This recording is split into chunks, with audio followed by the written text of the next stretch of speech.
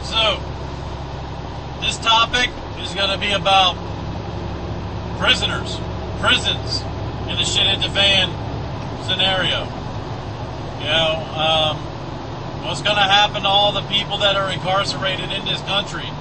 Let me tell you something, just a little fact. Alright, the United States of America is number one in the number of incarcerated felons in America, or in the world. Alright?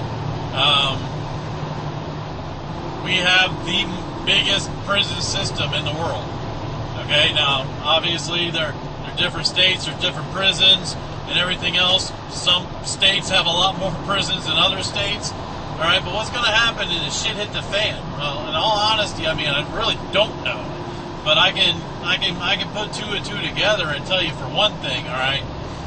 With as many murderers and rapists and killers out there that are in the prison system right now, and their family knows that they're there, and their family believes them to be innocent, to the point that their family actually moves to the place where the prison is to be close to that person. Even if the shit were to hit the fan and all the guards were to leave without opening up the cells, which is another highly unlikely thing to happen, just because it's human nature, alright, to kind of feel sorry for things that are caged, okay, even though they're people and they have done wrong, alright. Someone might have some sort of conscience of that's telling them, you know, no, you can't leave these people. The shit has seriously hit the fan. You can't leave these people in their cages. So before they leave, they press the button and they leave, opening up all the freaking doors. Another scenario is that, you know, the electricity goes out. Most prison systems, especially newer ones, and again, I said this with the electromagnetic doors that were on these medical facilities with viruses. All right, everything is electromagnetically sealed. All right, with these brand new prisons, the electricity goes out, doors pop open. A lot of prisons still go by the key method. A lot of prisons now, though, you can press a button and all the doors open. The whole freaking block opens up. So it literally will just depend on who's there, what happens. But in all reality, I would say that even if they were stuck in their cages and everybody left and they're left there to die, that a majority would still get out. Here's an example from Katrina. All right, there were a couple guys that were arrested the night before Trina. I mean, they got put in a cell, and then Katrina hit.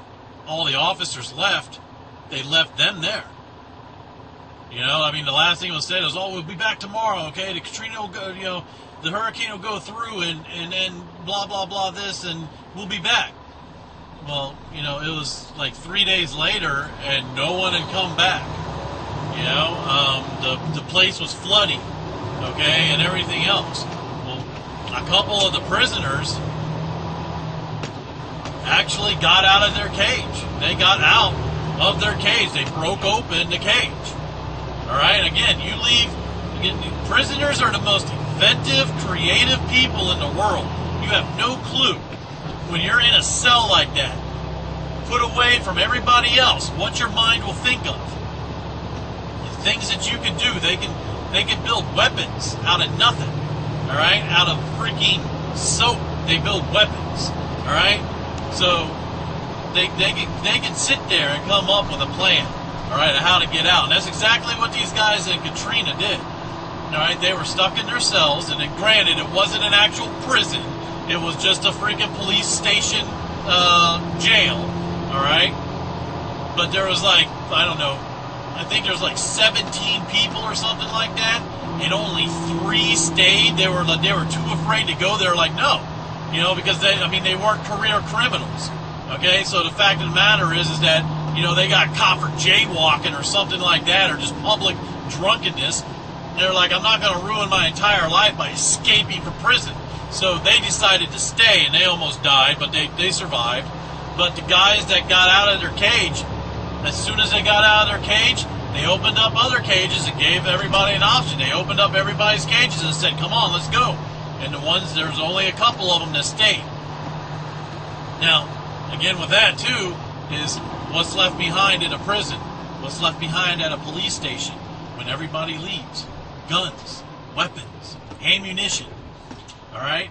And what did these guys do? They were able to grab a couple rifles and they escaped. Now, luckily, okay, I think all of them got recaptured at some fucking point. Okay, but the fact of the matter is that even when you leave the caged animals, okay, in their cells to die, some of them just refuse to die. Some refuse to go out like that. And they will devise a plan on how to get out of their cell. Whether they got to dig their way out, whether they got to freaking bust their way out with their fucking shoulder. Alright? I have no idea. I don't know how they did it in Katrina. I just remember hearing the story of prisoners breaking out.